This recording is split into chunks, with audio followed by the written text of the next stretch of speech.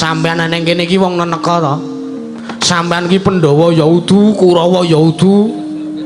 Anak-anak Pandhawa ya udu, putra Pandhawa ya udu, putra Kurawa ya udu.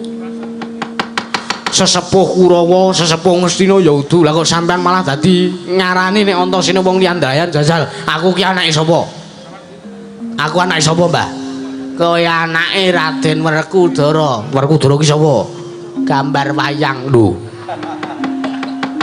Werkudara kuwi panenggak Pandhawa. Aku putra Pandhawa. Dadine kowe anak Pandhawa. Nek umpama aku njaluk Prajanegara Ngastina, aku duwe wenang apa ora? Ya duwe jane. Ning kok iso kok kowe arep gawe ukara nek aku ki wong Liandrayan. Saiki sing wong Liandrayan ki sapa? Saiki sing wong Liandrayan ning ngene sapa? Sing dayoh sapa? Aku. Kewirangan dhewe kowe. Terus Antasena terus ben minggat sisan kuwi. Ora pisan ora pindho gawe onar ning negara Ngastina. Gawe ora nyaman para kanca-kanca. Sabar, Mbah. Sabar wis entek sabar kowe tak tonyo ndase. Pendhita nyatus kaya ngono kok diopeni. Njur karepmu nek anak Prabu Duryudana ora maringke negara Ngastina. Aku ngamuk ning Prajanegara Ngastina. Wela dalah apa kowe kewagang nandingi dayane Begawan Wisamurti taunana windanana sepira digdayamu. Kowe tak ladeni sak isaku tak remuk rempon kuandamu. Wela dalah kowe nantang karo aku sajake ya Antasena. Ora apa-apa. Aku najanta wong tuwa nenek ditantang cah nom kon perang ya gliyak-gliyak. Ayo dudu neng kene papane wong neter kadigdayan. Oh lena panginwat candhak sirahmu tak untir gulumu. Ben gune Kakang Gatotkaca ya ben tak untir gulumu rondo bojomu selawase urip. Wela dalah tutup neng kene papane wong neter kadigdayan. Ayo metu njaba Raden Antasena. Gawe kaget penggalihe Punwa ing Ngastina. Sebabe Janur Gunung Kadingaren tanpa tinimbalan sira Antasena sowan ngersane Punwa ana wigati apa? Sing sepisan aku ngaturke basaku katura ngersane Pakde Duryudana ing Ngastina. Yo tak tampa. Ndung kapangka loro. Sowanku iki ora kok diutus karo para Pandhawa, sowanku iki kok ora saka negara Ngamarta ki ora. Ning sowanku ki murni saka niat kelawan tekadku dhewe nggonku sowan saka Ngrandu Gumbala tekan Prajanegara Ngastina. Aku kepengin sowan ngersane Siwa Duryudana ing Ngastina merga pancen ana bab wigati sing bakal tak aturake ngersane Pakde Kurawa Indra. Iya, wigatine apa? Ora liya ya kuwi sing sepisan aku tak matur ya, Dik. Ning aja dianggep aturku iki curhat. Mergo ngene, sing sepisan aku ki saking para putra-putra Pandhawa sing padha ditresnani karo pepunden-pepunden Pandhawa, sak okehe anak-anak Pandhawa kuwi sing ora iso basa, ora iso ndodhok, ora iso tata krama kuwi mung Antasena.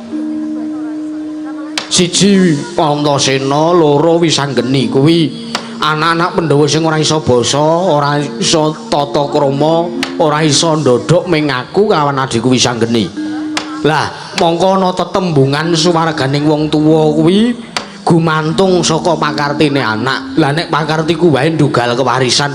Lah nek pakartine anake wae ora iso mikul dhuwur mendem jero karo wong tuwa, kepiye leh ku arep ngerti, leh ku arep nyawang kelawan wong tuaku sing padha mlebu swarga.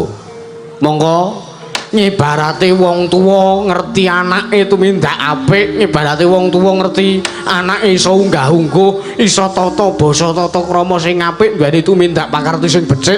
Kuwi ngibarate wong tuwa kaya senajan to urung sowan utawa urung manjeng dalaning pati wis kaya anguk-anguk lang-langing swarga. Mergo pakartine anak sing becik ngono bakal nyenengake penggalih wong tuwa. Lah mula aku ki ngrasa meri karo anak-anak Pandhawa liyane. Leh ku meri kok ora njur aku kepengin Apa ya cara-carane lek ku meri ku ora kok njur aku sengit, njur aku duweni rasa srei karo dulur-dulurku anak-anak Pandhawa liyane iki babar pisan ora. Ning mbok tulung mbok aja joget-joget sik. Kowe kek ngejak Peri kek rono ndokan.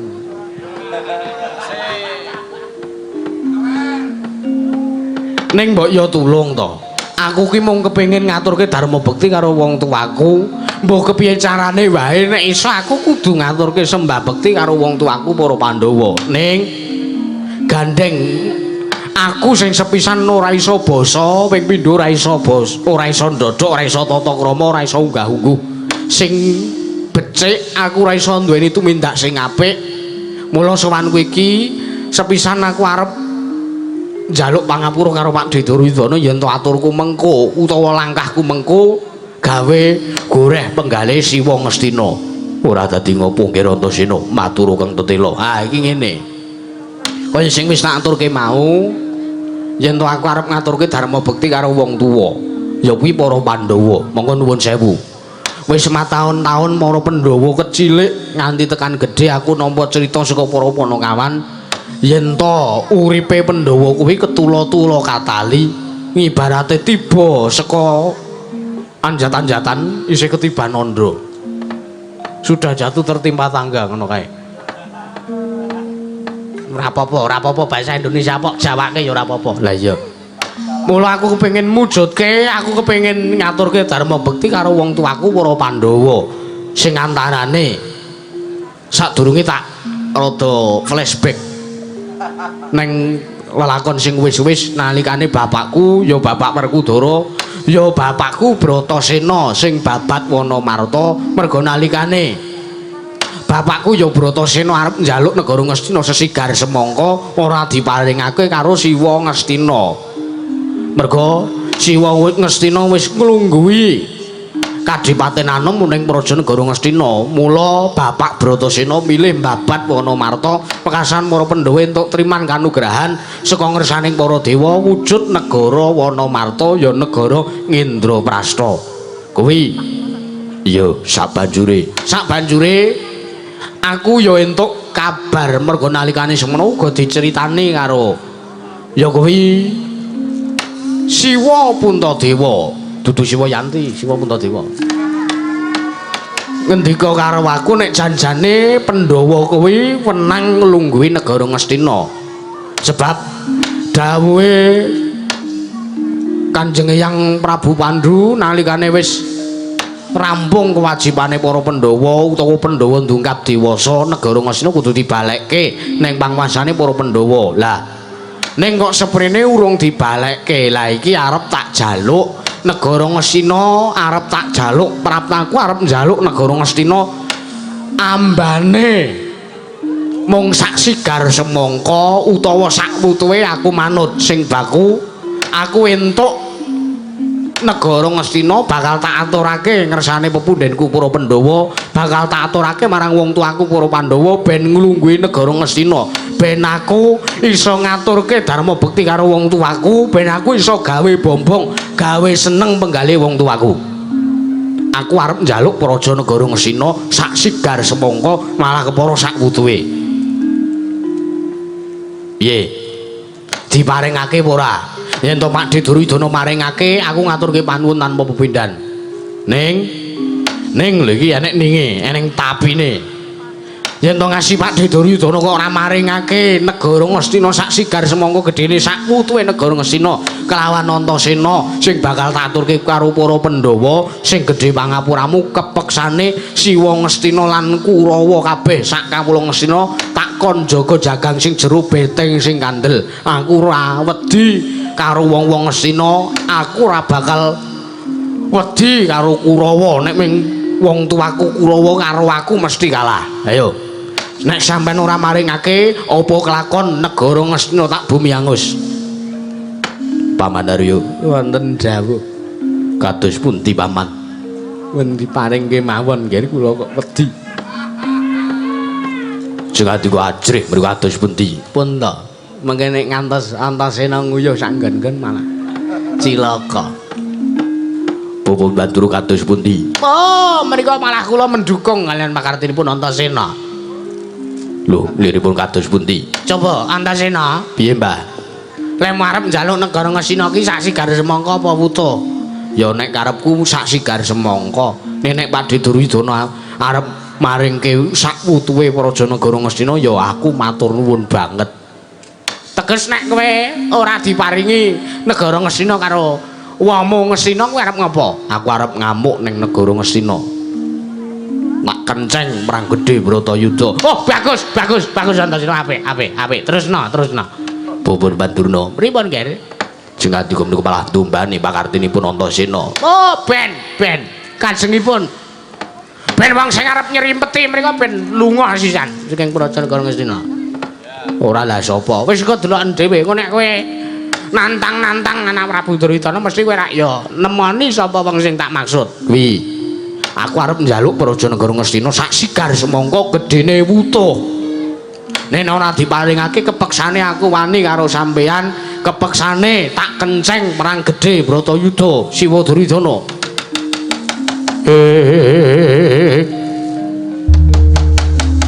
Pandhita kang kinarya wangsit pindho kumbang angat saping tawang.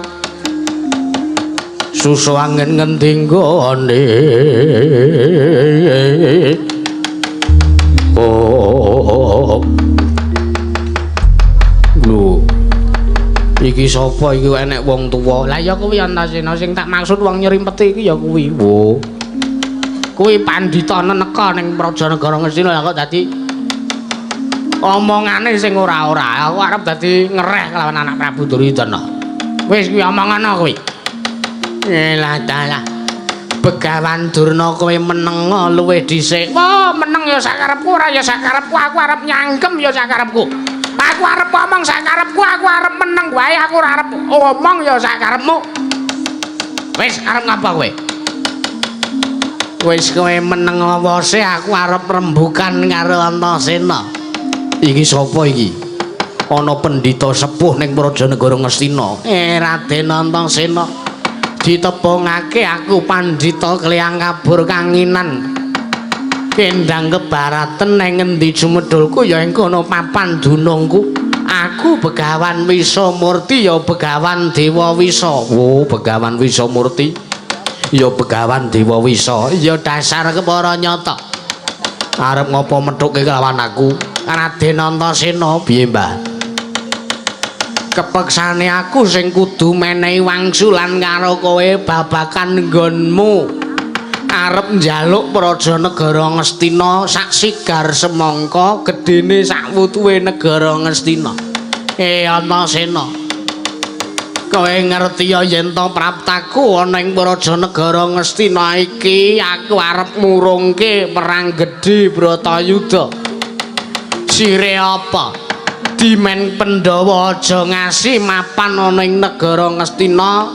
Dimen Pandhawa aja ngasi mengko ngrasake kamukten ngeyup kamukten ana ing Praja Ngastina ning lah kok jebul tinemune kowe dlangap-dlangap ucapmu ndrewili kaya grojogan reweteh kaya bethet sewu nembo pategalan kowe arep njaluk Praja Negara Ngastina kowe ora duwe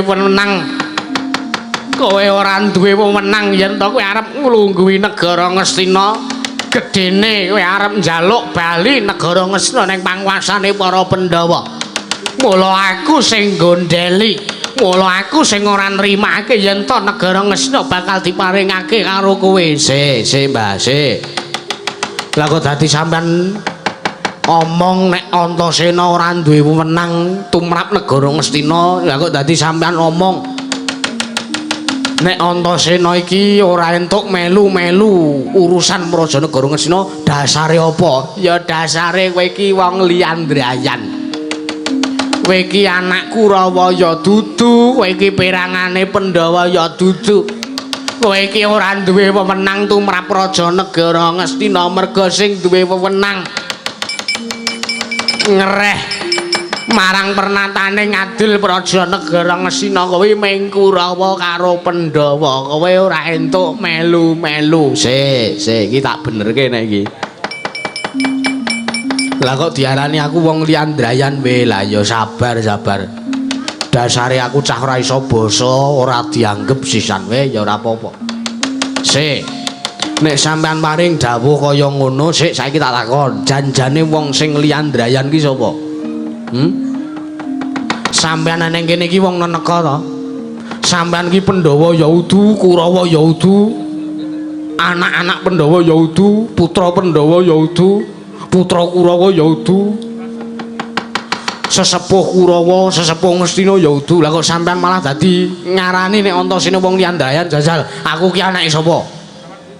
Aku anake sapa, Mbah? Kowe anake Raden Werkudara. Werkudara ki sapa? Gambar wayang lho. Werkudara kuwi panenggak Pandhawa. Aku putra Pandhawa.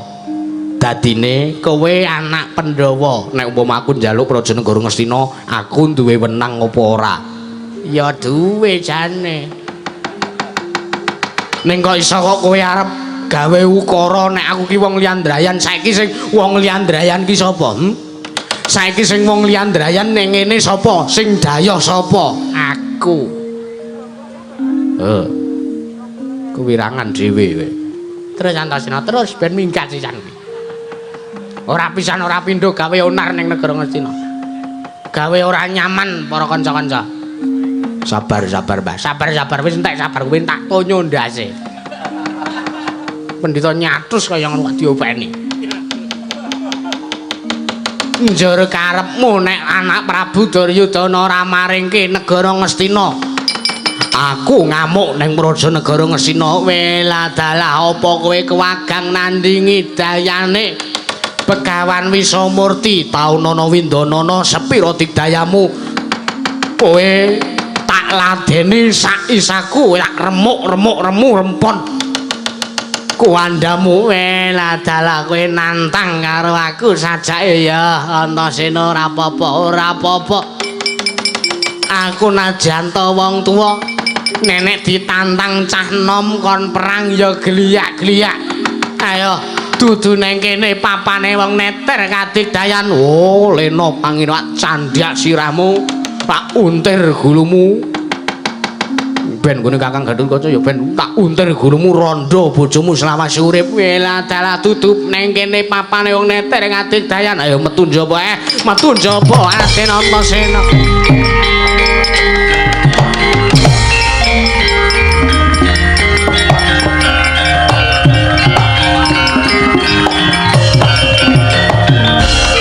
Pandhita Kinarya Wangsit Pindha Gombang angajape ing tawang susah angin ngendi nggone. Oh kuwi kaya ngono kuwi lho nggih anak Prabu. Yen to pujangga negara Ngastina sing janjane ning jaba ketok apik, sing janjane laire kok arep nyengkuyung karo Kurawa ning batine ngayomi karo Pandhawa, mesti le ndombani entuk-entukane ya kaya ngono kuwi.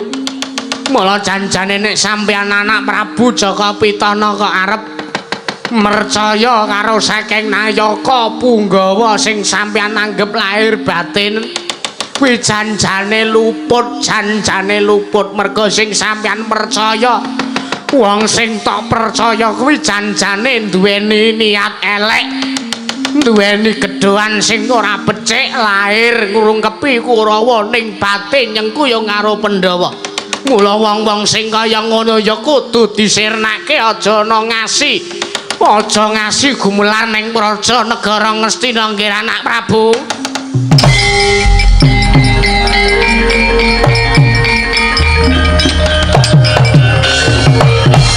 Pun kula medal kemawon. Oh nuwun sewu lho anak Prabu. Lah kok dadi kula kok kecenthok ati kula, lah kok dadi kula kok ngrumangsani nek kula ki dadi ora kanggo ning Prajanegara Ngastina. Sampun kula undur diri, kula nyuwun pamit. Nek nyatane dharma kula anggen kula suwita ngersanipun anak Prabu Jaka Pitana mriku janjane lahir batin. Lah nek kok dadi ana panemu sing kados ngaten, mboten napa-napa.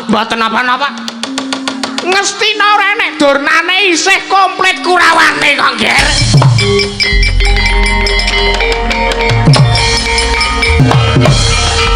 Kowe manggagas jajal gagasen anak Prabu. Wong sing ora lahir batin mono yen to dibalang liring wae mesti krasa. Merga dheweke nglakoni kaya sing wis pun bapa aturake. Mula besok meneh yen to kowe arep milih praja utawa nayaka punggawa ning negara Ngastina ki kudu sing apik, kudu sing becik. Ditintingi tenan lahir batin aja ngasih duweni niat sing ala. Merga miturutku sing lahir batin suwita ngresani anak Prabu Jaka Pitana kuwi ming wong loro, siji aku, loro Pate Sengguni. Liyane kuwi tak anggep mung wong sing dedilat praja negara Ngastina. Wong sing dedilat kamukten negara Ngastina ning nek enek perkara apa-apa do ora wani tanggung jawab.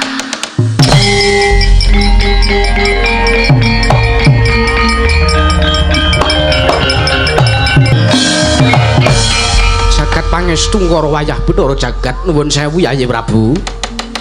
Kula nuwun sewu mboten kaateges kula menika mboten lahir batos anggen kula suwita ngersanipun Yayi Prabu Jaka Pitana.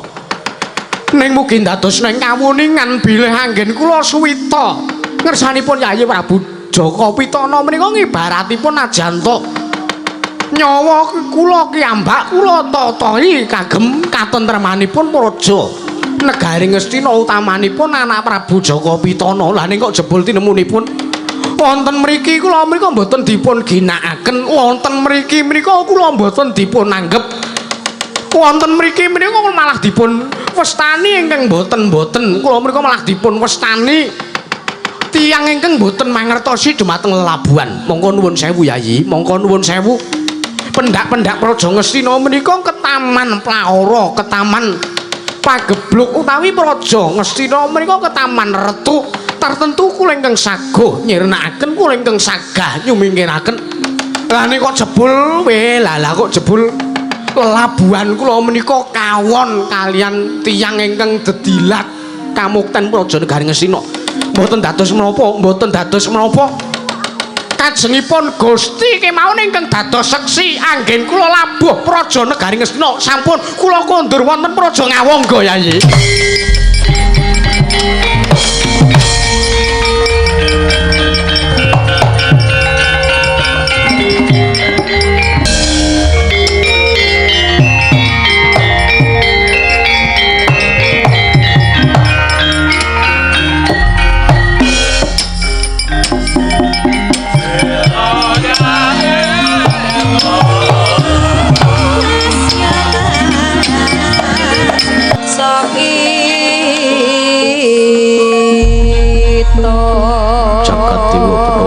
Ngenten babar pisan bilih kawontenan ingkang sak nyatanipun kasunyatanipun benten kalian mlumpuh ingkang kula sawang. Lah iya heeh. Jenenge wong ora lahir batin iki ya ora bakal langgeng nggone urip ana ing alam madang.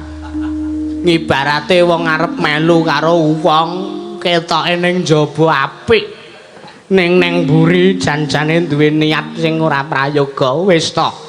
Percaya karo aturipun Bapa Yonggir, percaya karo aturipun Bapa Wisamurti yen to mengko yen to ana bobol barating kahanan praja negara Ngastina tak tanggunge dhewe, tak sanggane dhewe Yonggir. Matur sembah nuwun ingkang tanpa pepindhan, matur sembah nuwun ingkang tanpa pepindhan penemban. Iya ora tiba padha-padha.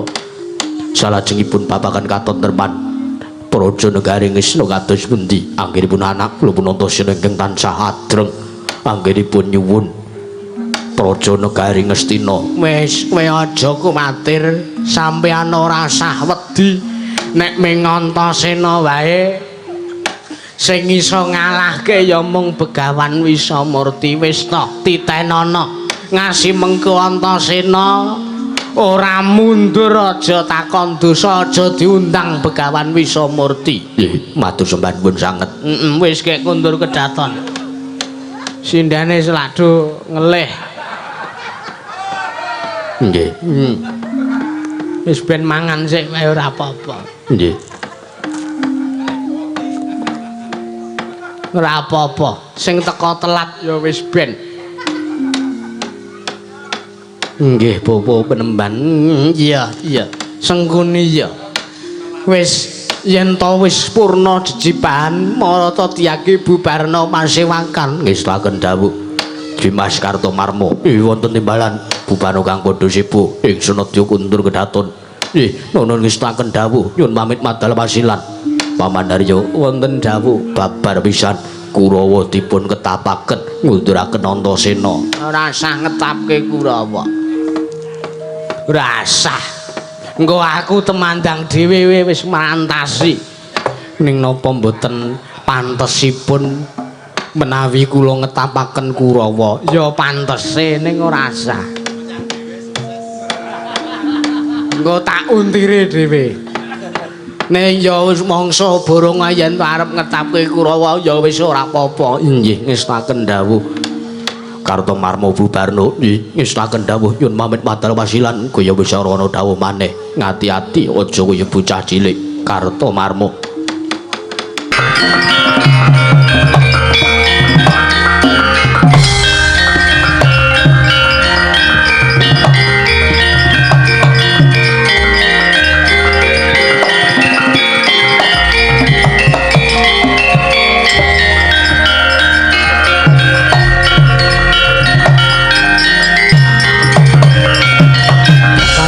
Sudama Gusti sasangka kasongan Surya Prabanya sumangsa Geswa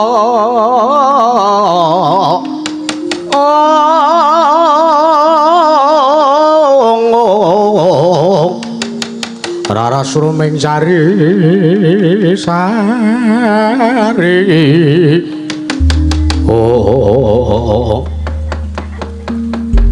Simbah Durna methuke karo aku ning apa, Mbah? Oh, lole Antasena. Iki ngene ya nggeranane aku methuke karo kowe iki. Sing sepisan aku arep ngomong, nek aku ning negara Ngastina wis ora dibutuhke. Lho. Kok sampean iso ngendika kaya ngono? Ora sampean ki pujangga ning negara Ngastina. Antasena, Piye, Mbah? kowe ora ngerti ta? Ngerti apa? Ning negara Ngastina kuwi enek nujo nganyar, ya pujangga anyar ya kuwi Begawan Wisamurti ya Begawan Dewa Wisa. Anak Prabu Duryudana adreng merga kapilot karo omongane Begawan Wisamurti ya Begawan Dewa Wisa sing jare arep murungke perang gedhe Bratayuda. Heeh, aku ya ngerti. Rasaku kok ora pener, rasaku kok ora trep. Ning atase ana pendhita anyar jarene sampean. Kok arep murungke perang gedhe Bratayuda wae lah, malah saiki arep tak kenceng perang gedhe Bratayuda. Bagus. Lah iki ngene ya Antasena, anane aku methuke karo kowe iki gandeng nang negara Ngastina, simbahmu wis ora dibutuhke. Mula aku arep sowan ning ngersane para Pandhawa, aku arep sowan ning negara Ngamarta. Wigatine aku arep suwita karo para Pandhawa. Aku arep suwita, aku arep ngiyup kamukten, arep ngawula anak Prabu Puntadewa sartane wong tuamu para Pandhawa. Entuk apa ora Antasena? Ngagyatri sangka piranguri nanggul kinempit kempit dosang retnaning bawana. Se nek sampean ngendika jare arep suwita ngersane para Pandhawa engko se aku sing ora kena. Lho, kowe ora entuk sebabe apa? se Wong-wong sak jagat ki wis padha priksa nek sejatine Simbah Durna ki gedhoane elek. Simbah Durna ki lair ngurungkepi Pandhawa ning batin janjane nyengkuyung Kurawa. Ya ora. Ning saiki aku lair batin nyengkuyung karo para Pandhawa Antasena. Piye tampanan paswitanku? gah. Aku ora arep nampa paswitane Simbah Durna.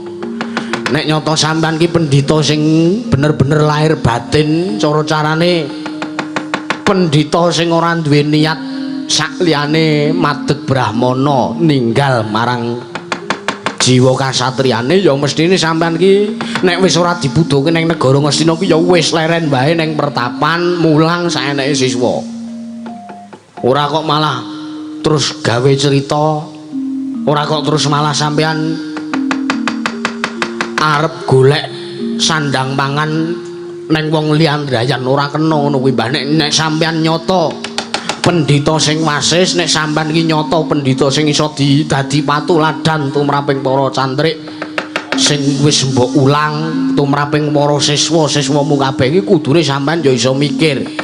Sampean ora dibutuhke ning negara Ngastina ki kepiye carane lehmu sampean nyambung urip, ora kok malah guru njagake kamuktene liyan mbah. Pikiran mbah. Durnaila panalinganira lumajaring ratri ngirenggak jangkanira kapisanan. Oh, lole ya wis Antasena, ya wis ora apa-apa, ora apa-apa. Loh, nek kowe ora mbutuhke karo aku ya ora apa-apa. Ora mbutuhke karo aku ora apa-apa. Aku ning negara Ngastina wis disengit. Aku ning negara Ngastina wis ora dibutuhke, ora apa-apa, ora apa-apa Antasena. Nek ngono malah tak rasa kok ora nek gunane Durna urip ning alam padang. Ora nek gunane Durna dadi pendhita, yen ora iso dadi tuladha tumraping para siswa, para kawula ning sartane para satriya ingkang gumlar ning jagat iki. Terus sampean arep nglalu ngono. Sampean arep gantung. Arep ngeli. Arep ngobong apa? Arep nyolot saka gedung. Arep ngombe baygon. Hah? Ambok ngombe AO. AO bola lah ngono kae lho, Mbak. Teletabis. Piye? Nek sampean kok arep nglalu, eman-eman karo oleh sampean meguru. Pirang-pirang taun suwene kok ilang muspra tanpa guna. Mergo patine wong lalu kuwi sukmane ora entuk dalan padhang, sukmane ora tinampa sowan ngersane Gusti, mung mapan ning nggon kayu watu gedhe, pendak-pendak malam Jumat kliwon dikek sajen jaluki pesugihan. Mbok sampean gelem ngono kuwi? Jaluki nomor gelem ora?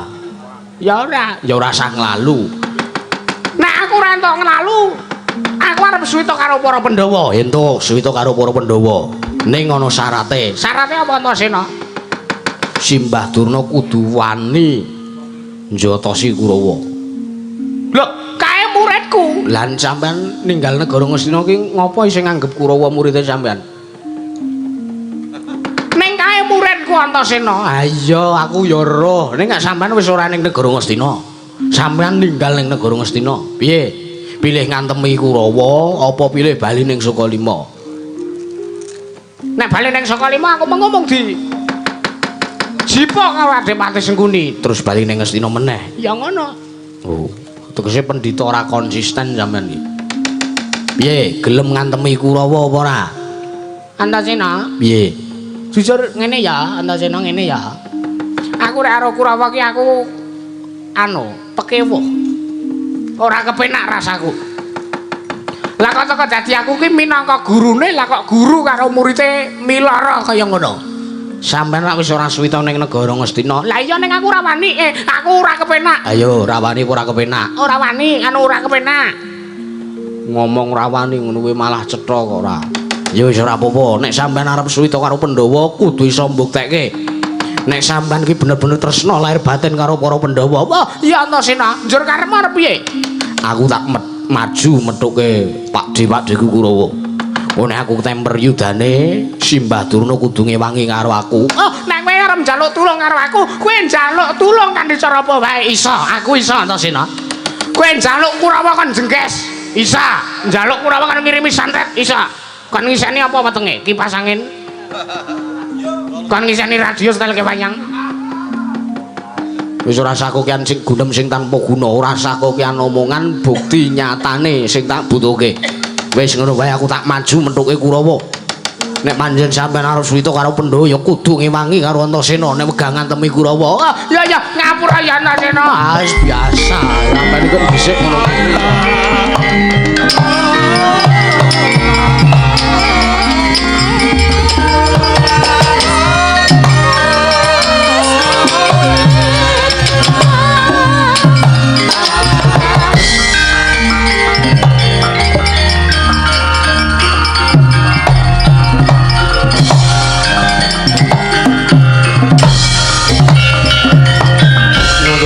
lamun katututan lamun mangsa prawira digdaya prawira digdaya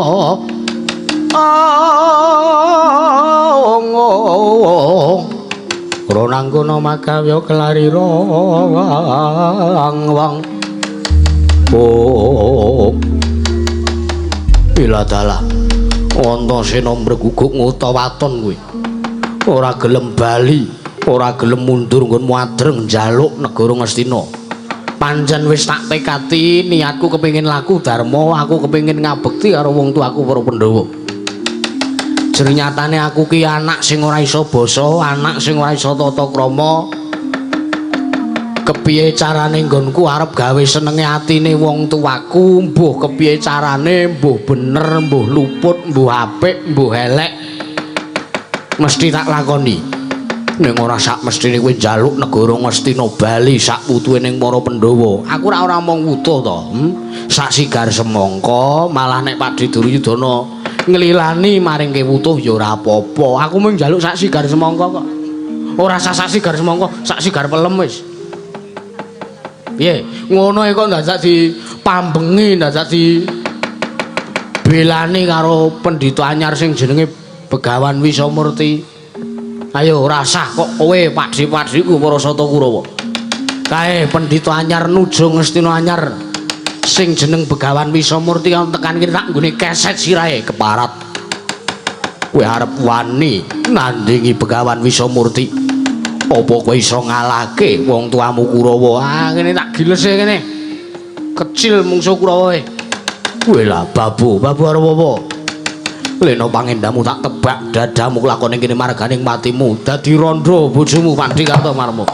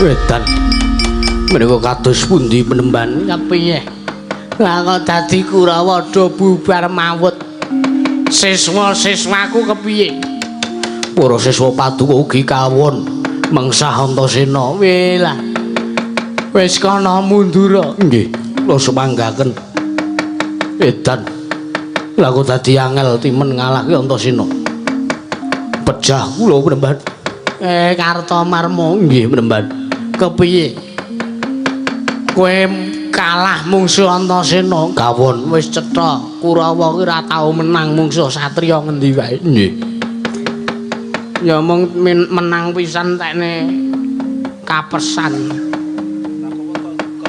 waduh pecah kula penemban Dirga Wisa nggih Dirga Yaksa wis maju dereng kon maju lho mengerak ming kawon ben ngrasake dijatosi Antasena. Kula kados pundi kowe wis mundur kana. Wis tak rasa siswa-siswaku ora nek sing iso nrenggalangi kridane Antasena. Ya Antasena kowe tak pethuke, kowe tak tamani daya kemandenku ora ajur kumurku mandamu aja takon dosa Antasena.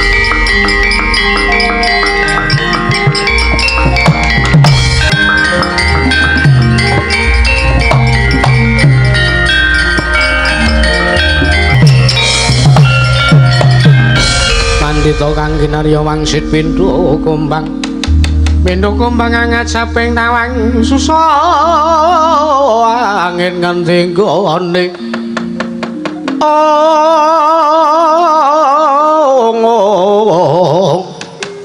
susah angin nganti gone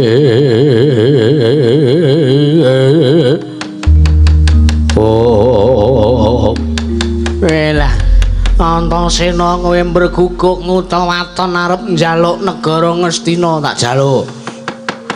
Yen to ora diparingake ora bakal mandheg nggonku ngrusak negara Ngastina. Ayo.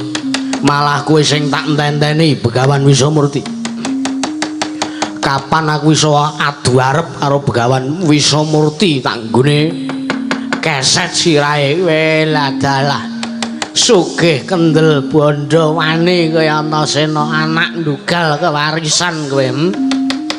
Ya kowe tak tamani daya kemandenku ora ajur kuwandamu aja takon dosa. Hes ora sah ming daya kemandenmu. Daya kadigdayanmu sing paling pok anggep paling digdaya kanggomu tamakno ning Antasena kabeh. Aku ora bakal gigrik, aku ora bakal wedi, aku ora arep gentar nek mung musuh kowe we. Welah sumbarmu kok medeni wong medeni wae. Ayo munya kowe. Kowe apa wis wani mati kendhisik Antasena kuwi ora tau wedi mati. Kowe ora kena tak elikke, ora. Kowe iki sapa arep ngelikke karo aku? Bapakku ya udu, lekku ya udu, dulurku ya udu, lah kok arep ngereh aku kowe. Plirak-plirik ileng-ileng ndasmu. Lah kok sengak ya ben dasare gentho. Ayo arep piye kowe saiki? Lah kowe tak tamani geni. Tak tamani geni ora kobong dadi awu. Aja takon dosa kowe Antasena. Tansah marpamoring sukma, sukma sinukmaya. Sinukmaya winaya ing asepi. Oh, tarmu aku semanten. Sang Begawan Wisamurti ingkang ngarsa anamaken wujuding Agni. Wonten badanipun Sang Antasena nalika semanten ingkang sampun ningali saking kayiwangan Nondarantir Bawana nenggih Sang Asih Prana tanggaping gati. Ngawuningani bilih Sang Antasena badhe sirna menawi den tamaken wujuding Agni saking Sang Begawan Wisamurti sigra den candhak dening Sang Hyang Bathara Wenang den suwanaken wonten ing kayuwangan Nondarantir Bawana Sang Antasena kula wau.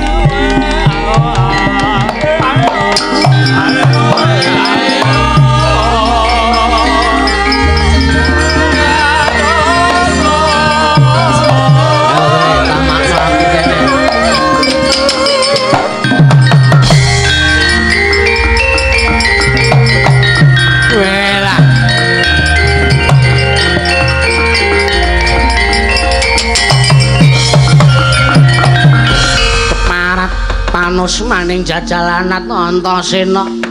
Cetha kowe satriya jireh getih wedi mati.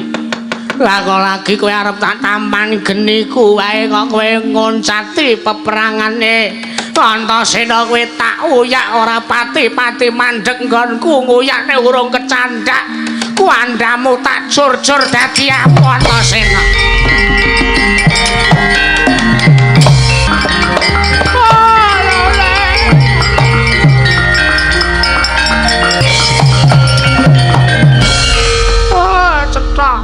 Lagi sadar aku. Gene ya Dikdaya Begawan Wisamurti kaya tiwas tak elek-elek.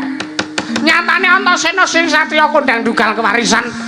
Dikdaya kliwat ukur wae ngasih ngoncati pabaratan, ngoncati peperangan. Mung merga wedi saka dayane Begawan Wisamurti po. Ya, Begawan Wisamurti kowe iso ngalahke putuku. Nek kowe kudu iso ngalahke bapakne, anake Pak Piloro, bapakne kudu mbok tandhaki.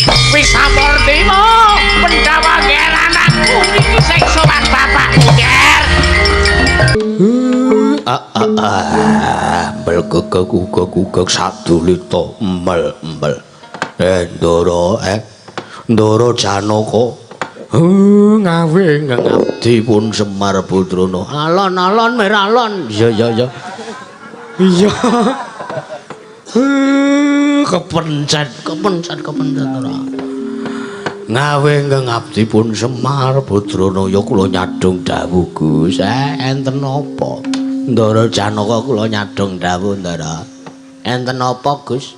Ngawe sanjaning para Panakawan enten apa? Ndara kula nyadhong dawuh Ndara ingkang abdi pun Petruk Anung Bolong nyadhong dawuh. Dus kula nyadhong dawuh. Kowe iki ngopo to, Gong? Aku guyu, lucu tenan dagelane. Aku guyu nganti kecerit. Wah. Neko-neko ora. Nyadhong dawuh Ndara Janaka. Kakang Semar. Wonten dawuh Ndara Yektini. Sapa watuk kae? Obate aja ngasih ndadra. Ya. Iki keselak kok. Weh. Bojone lho, bojone ora dipotas. Oh lah. Malah kaya film Indosiar. Wah. Medho meneng ora. Yektine Praptaku ning Karang Kadempel iki. Bacana dipisah. Ya nek didadekke siji engko ora prayoga. Biasane Karang Kadempel iki. Pripun Ndara? Yekti mung bakal mboyong kelawan Kakang Semar Badranaya supayane sowan ning Prajanegara Ngamarta. Merga pancen ana rembug wigati kang bakal dingendikake dening Kaka Prabu Puntadewa Kakang. Lah nek ngaten monggo. Kula dherekaken ngatos-atos.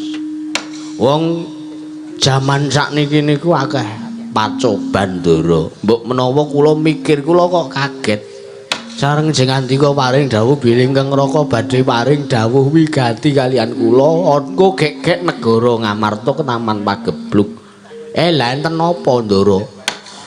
Yen to kaya mangkono ya wis ayu tak kandhi Kakang. Nggih monggo kula kandhi kemawon tumuju wonten Prajanegari Ngamarta Ndara.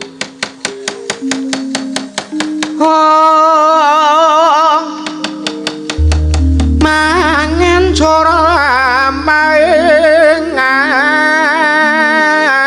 angin untareng grane ngarka gara-gara neta kakiri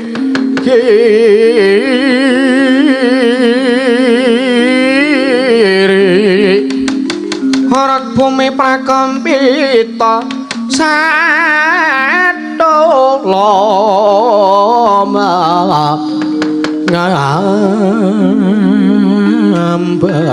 ngamba udan tersawur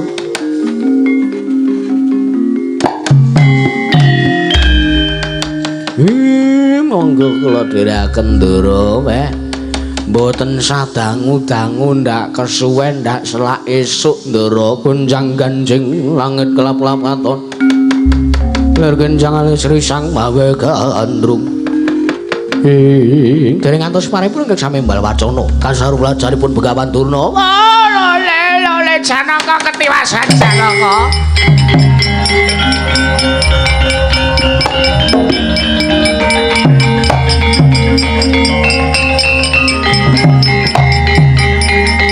Wah.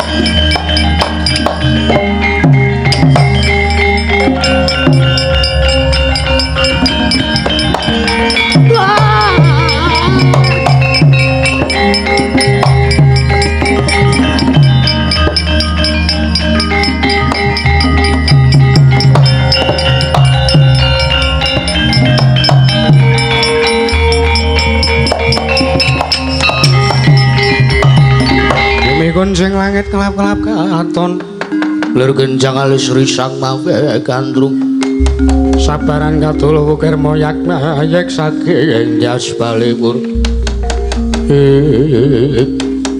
Pupu Penemban Durna kula ngaturaken sembah sungkem bekti kula kunjuk. Oh ya Janaka tak tampa ya nggih tak tampa wonten menapa Bapak Penemban sumengko pengawak bujra melajar wonten perkawis menapa? Ah iki ngene ya, Ger, ketiwasan Janaka, ketiwasan. Ketiwasan Janaka, ketiwasan. Ketiwasan kados pundi, Bapak Urban? Anakmu ya anake Werkudara ya kuwi si Antasena, ora dimangerteni lungane menyang endi jernyatane nalika semana sowan. Ning Prajanegara Ngastina sing wigati ya kuwi nyuwun negara Ngastina sak sigar semangka gedene wuta bali marang mangwasane para Pandhawa.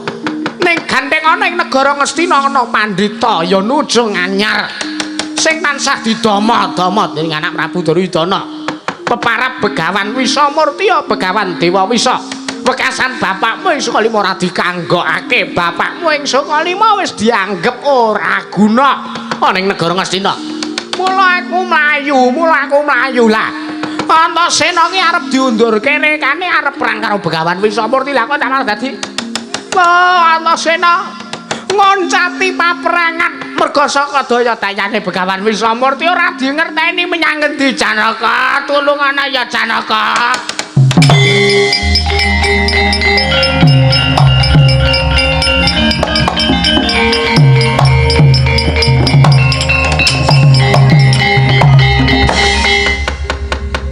Kakang Semar iki kepiye Kakang? Lah pripun kula piyambak mboten ngerti ndara matur sinuwun Kresna mawon. Iya Kakang.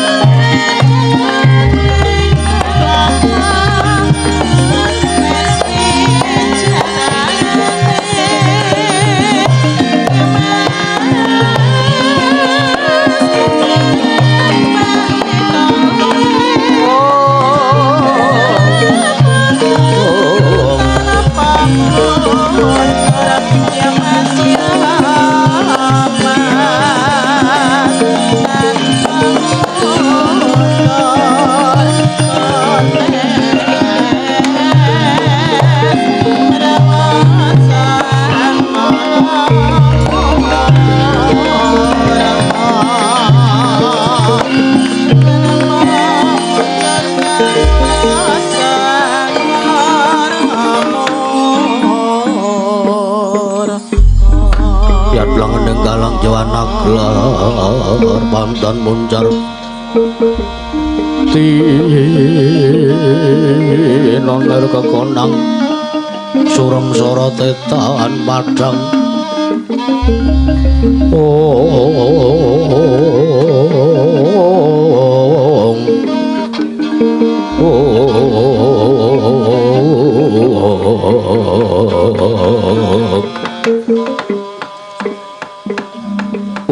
ilahing Mastuna sidam sekaring bawana langgeng Antasena yektine kita ulun saut ulun larapake ana ing kayiwanganing Undarandir bawana merga kita ora bakal bisa kewagang nandingi kelawan kridane ya kadigdayane pandhita nujung negara Ngastina aran Begawan Wisamurti sing sepisan aku kaget lah kok dadi geni sing maune arep ditamakke ning dadane Antasena dening Begawan Wisamurti lah kok dadi aku ana kaya ana sing nyaut njur aku sowan ngersane kakek Asih Prana ana ing Undarandir bawana janjane ning apa to kek Antasena ana dawuhmu apa kek yektine pakarti kita ingkang wani bakal nyuwun ya kuwi negara Ngastina sak sigar semangka gedene kita bakal njaluk negara Ngastina bali wutuh marang panguwasaning para Pandhawa yektine mboya bakal bisa kelakon jernyatane ingkang sepisan pakarti kita mono wis keladuk wani kurang teduga merga ning ngatasé kita kuwi satra ingkang ndugal kewarisan lho kuwi sing arep tak rembug kuwi aku ki janjane ya nek arep nuwun sewu ora kok ateges aku ora duweni rasa syukur ngersaning Gusti ki babar pisan ora kok ateges ngono kuwi ora ning kena ngapa saking anak-anak Pandhawa sing padha ditresnani karo pepunden Pandhawa karo wong tuaku para Pandhawa lah kok dadi mung aku sing ora iso basa lah kok dadi ming Antasena sing ora iso ndodhok sing ora iso tata krama mongko aku ki kepengin banget lho kek iso nyawang dulur-dulurku iso nyawang tunggal-tunggalanku nek do iso basa apik melipis basa krama iso sopan karo wong tuane iso duweni unggah-ungguh tata krama aku wis seneng banget ning kok aku arep nyoba ngono kok aku ora iso lah tekan kapan aku arep kaya ngene iki kek Antasena piye yektine pancen lakon kita kaya mangkono wis mesti ning kodrat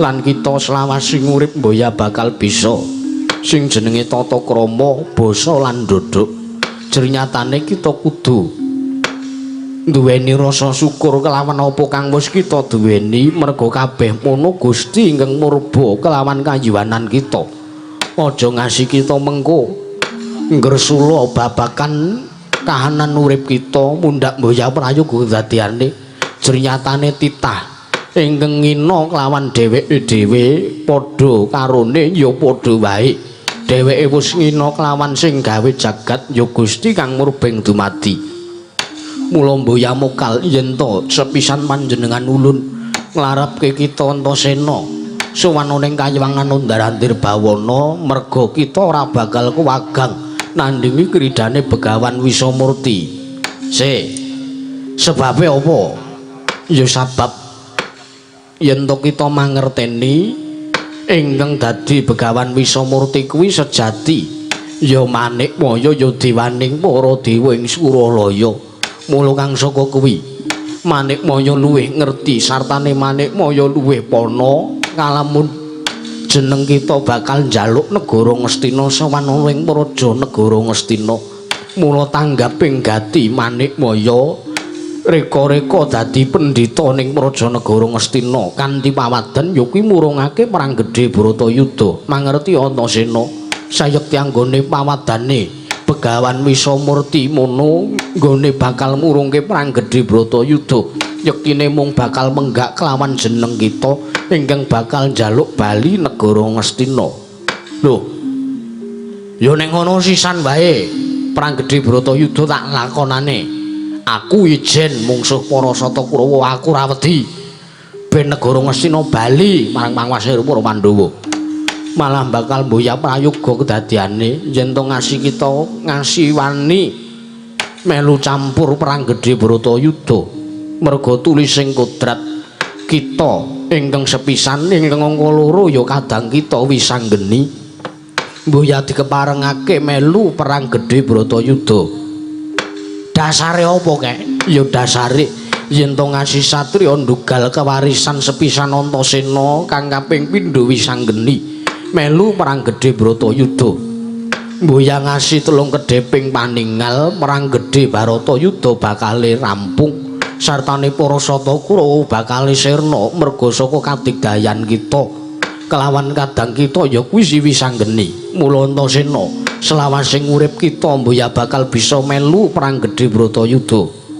Malah kang saka kuwi kita ulun dawuhi sartane kita ulun suwun supayane kita bali mring Marcapada aja ngasi mbaleni pakarti kita ingkang kaya ngono maneh Antasena. Sarate pandam sumula amadang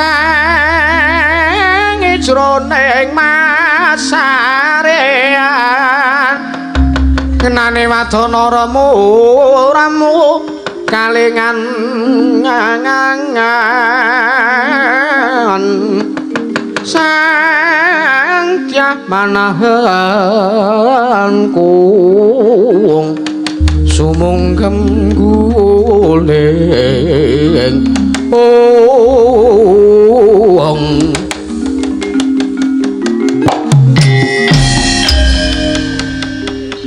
sarane turu. Lah banjur kepiye leh ku arep ngaturke dharma bekti karo wong tuwa Antasena piye Mbah? Yektine kita mboya perlu ngaturake dharma bekti lawan wong atuwa kita para Pandhawa. Jeriatan senajan kita kuwi satru ingkang ndugal kewarisan nanging becik lair lan batin kita senajan to kita kuwi satru ingkang kondang ndugal nanging pambegan kita apik kita mono satur ingkang atuteken ati suci pepayung budi rahayu. Mula kita bali mring Marcapada aja ngasi mbaleni pakarti kita ingkang kaya mangkono Antasena.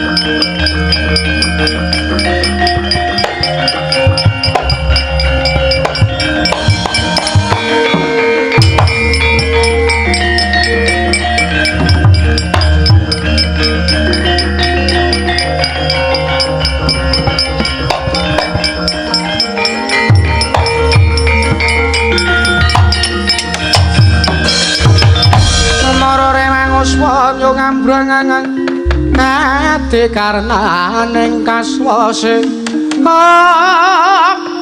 yaning marga hamalatgung tumiring sang gonto wastratmaja lengleng laluang ngolati surya mangrang sang wayah Arjuna wonten dawuh Koko Prabu ana apa dilakok kok dadi siadi melajar.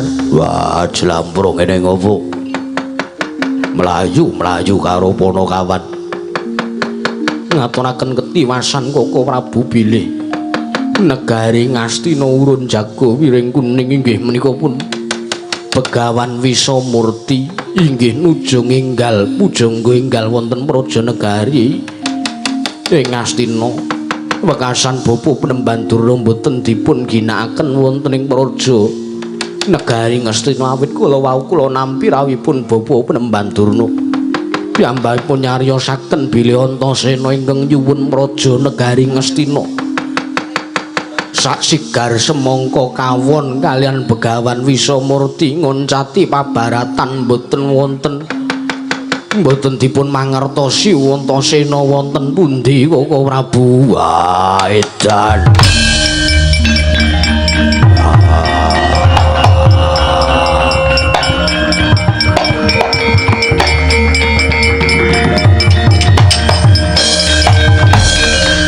wah keparat lah kok dadi Antasena kalah mungsuh Begawan Wisamurti jernyatanipun kados mekaten kasunyatanipun Jarawa wonten dawuh Kakang Mas tanteni telung kedheping peninggal janji nganti Antasena ora jedul ora ana timbuli Antasena negara Ngastina ora obrak-abrik dhewe tak kenceng marang Bratayuda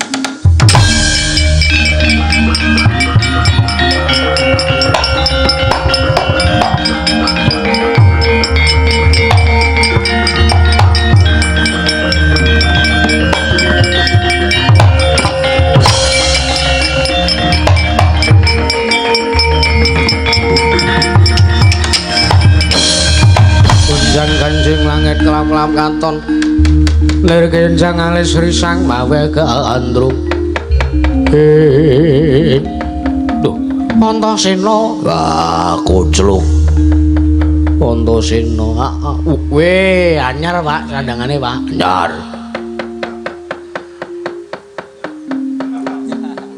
ngopo kok terus gaya aming para dabu kowe kok gaya yo ben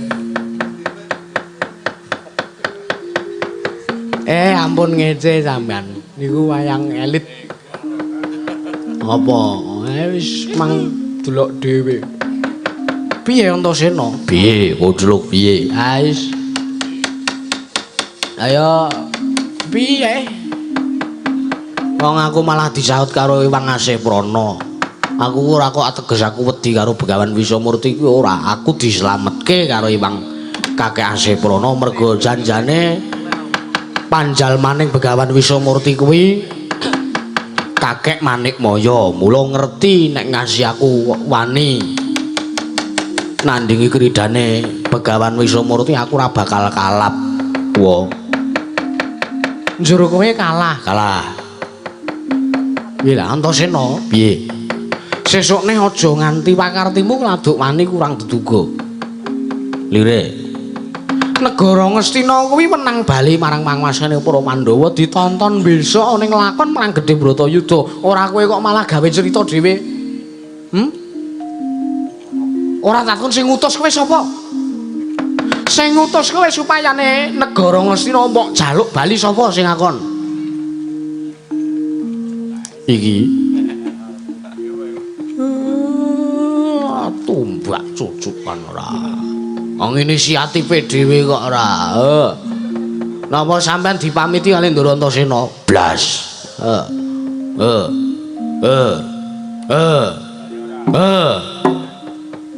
Ora enggak. Telepon diangkat nika. Ane ora. Ya aku njuk ngapura dhewe mergo kuwi keluputanku. Sesukne ora dibaleni.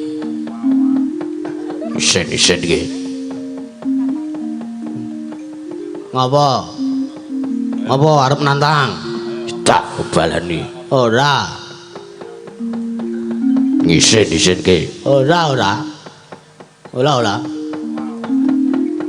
Wis aja dibaleni meneh pakartimu sing kaya ngono kuwi Antasena. Ora wis aku ora arep baleni kaya ngono. Ora arep baleni pakarti sing kaya ngono kuwi ya. Wis aku arep bali. Aku arep bali. Bali terus ngopo? Sampean bali arep ngopo wong sampean urung rabi? Ya ini bali arep ngopo? Wis ora usah melu urusan kok. Niki pripun sinuwun dirampungke Kakang?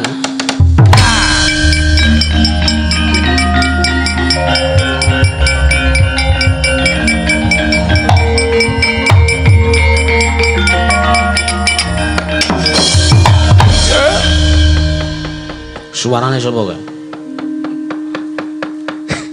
Pripun iki nek pun ngeten iki pripun? Kakang Semar wonten dawuh. Yektine sing bisa ngasorake kridane Begawan Wisumurti kae ya mung kowe.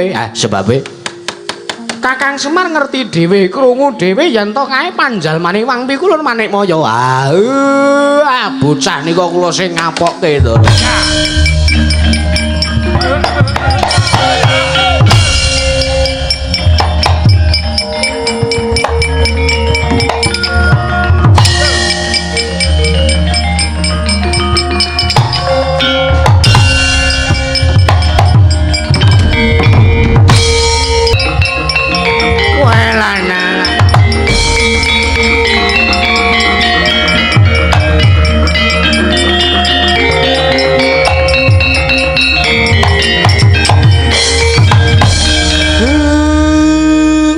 Iki kok malah dadi ana wong tuwa nyegat karo aku sapa kowe? Ora sah sok-sokan gak kenal. Ayo salin.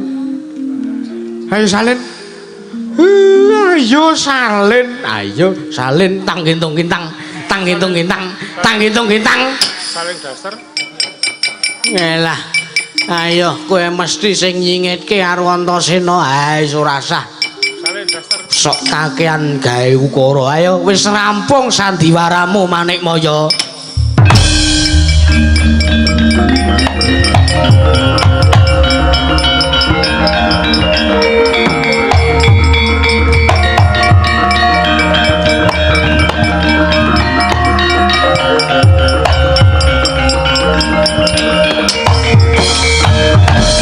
Nyuwun mangapunten Kakang Semar. Ora apa-apa wong sing luput bendaraku. Nggih. Sayekti kula menika namung badhe ngemotaken dumateng pun Antasena. Awit pakartinipun ingkang sampun keladuk wani kirang deduga. Wis ora apa-apa. Njur saiki piye? Nggih sampun ngantos Antasena ngambali. Pakarti ingkang kados mekaten malih Kakang Semar. Kuwi aku sing ngurusi sing didik bocah kuwi engko urusanku Manikmaya. Inggih Kakang Semar.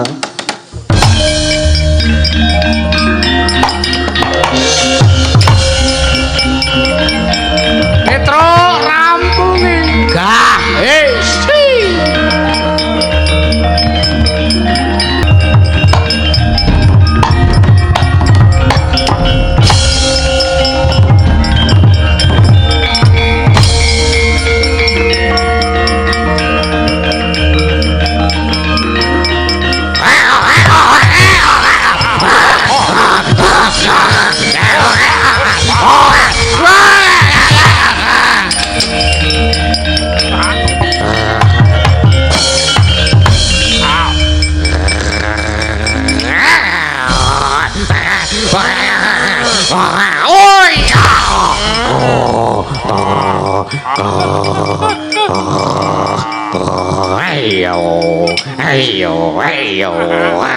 Ayo kanca ngayahi karyan ning Braja kere.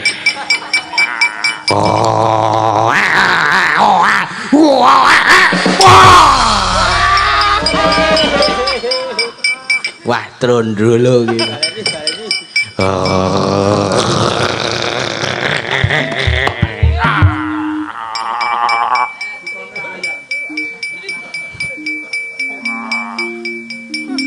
Ipung. Kowe gak ngerti aku. Ayo salin ora usah neka-neka.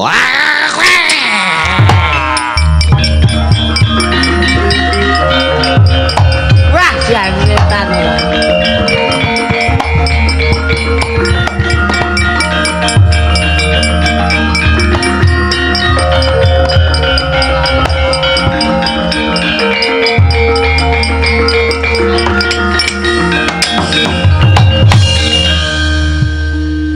Nrodo kakekku.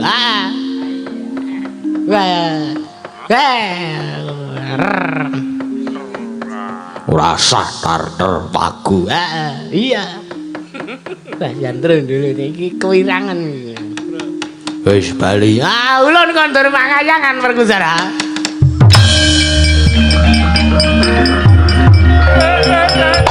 Ora sajo.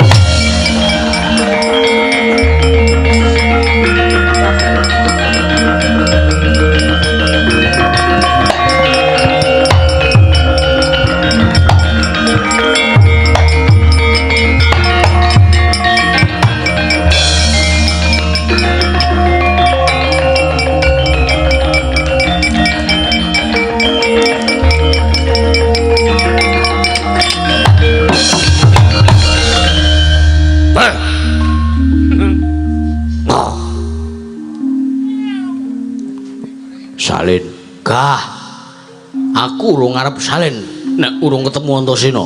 Salin tampung ki Semar. Yo, salin. Yo.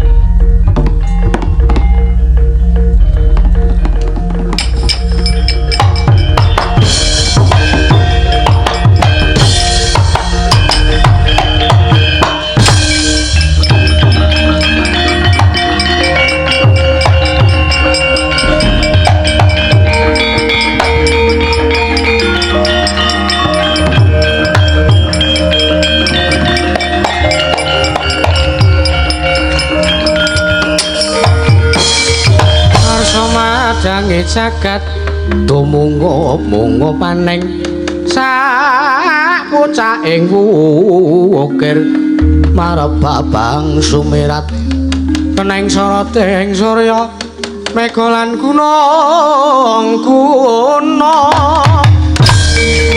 Thank